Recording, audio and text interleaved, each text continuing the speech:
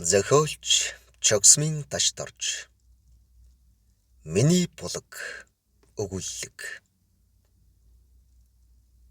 амьдралд ирэхдээ миний эхэлж уусан ус хэнд ч эс анзаарагдах хөдөөгийн дэрст бор шанд руу сэтгэл минь цангасан хулан усанд гүйх шиг яарахыг яана. ертөнцийн хагсан ундаасан биеийг чиглэгч түмэн судасны нэг нь энэ бор шанд билээ л.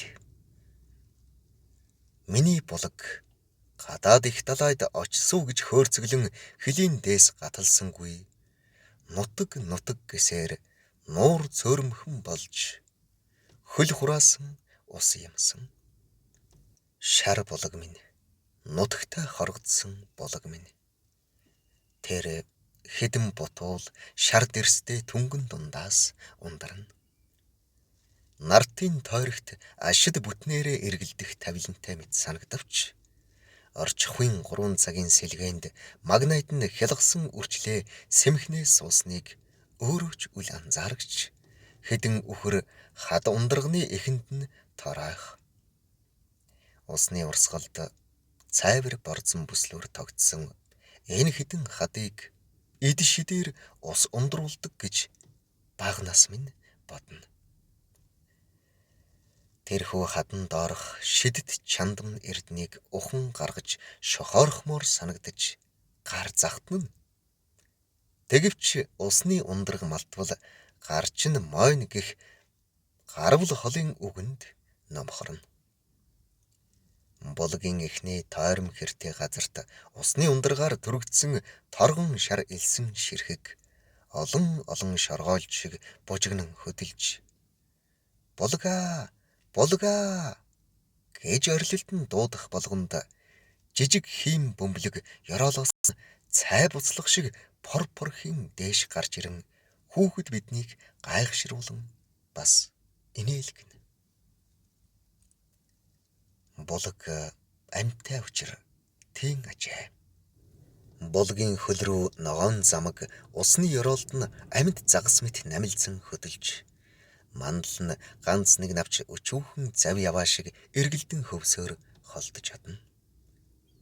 Гангийн улаан нар гэрийн хоомер дэвсэн хүмүүн дээр очиж дээврийн эсгийнээс утаа уугих төгсөн эрчлэнсэн цагаан тоос тэнгэр өөд цорын манарах хур бороогүй зунд шар булаг минь хэдэн голынхныг айл суулан буулгаж дуу мол нь гол дагж ургасан жаахан ногоон зүлэг ширгийг мүлжин багтаж цөхөн баарцаглана. Нохой хүртэл сүүдэр бараадан орох байх газраа олж ядан урт ягаан хилээ унжуулан бөөрн түнхэлзэн аагчиж арга барахта бараг л гаслах төхнө. Хөгшөд жин үдийн халуун жаал буурах дээр дуран барин овоо толгод дээр гарч хол ойр хонь малан жаал дурандаж шүдгүй амааран эсгэрэх аядан салхи өрнө. Өглөөд тэд хасагт хайрхны цаст цагаан оройг сарвчлан харж тэнгэрийн аран шинг жаал шинжин. Шөнө нь энэ хайрхны өвөр бил рүү сарлагийн бух шиг лондгор хар бараан үйлс нүгэлтэн орж ирж бороо асхан ган тайлагдлаа гэж бараг хашгиран зүүдлэхэн төхнө. Үйл гарах бүрт бороо орох нэ гэж гордовч мөнөө хүлсийг гангийн хуурай салхи хөөн арилах нь борозрог хэдэн адуугаан элдэн хурааж толгод даван хөөж одохтой тун адил хаан. Гол бараадан зусах айлууд манай шар булаг гэж ам булаалдан ярьж буян хурсан аршаан юм да гэж сүсэлдэгсэн.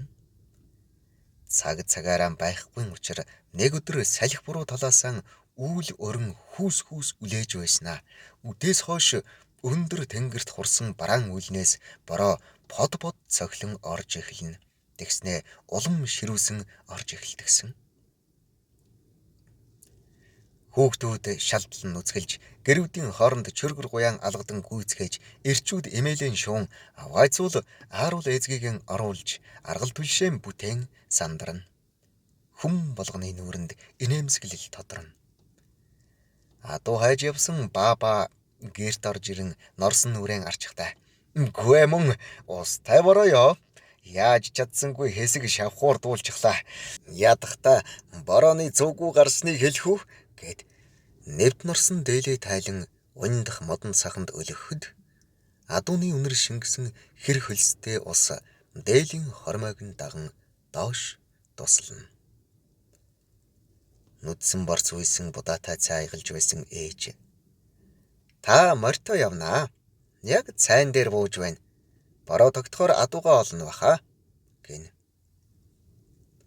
Удалгүй ган тайлагдж айл сахалтынхан нутаг хөөн голдуу уулын хэр өөд нүүж эхэлсэн нэг өдөр хөгшин аав минь дурангаан барьж орж ирээд доод хар зүнхээлийн тэнд ганц бараан адуу хөдлөхгүй зогсоод уух юм.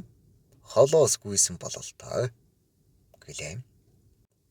Нүүр цээж нь хөгшөрснөөс болж бууралдаж гэцээ авсан тэрмэр нүдэ анин өдөржин чимээлж зогсоод ирсэн шигэ гэнт алга болсон билээ.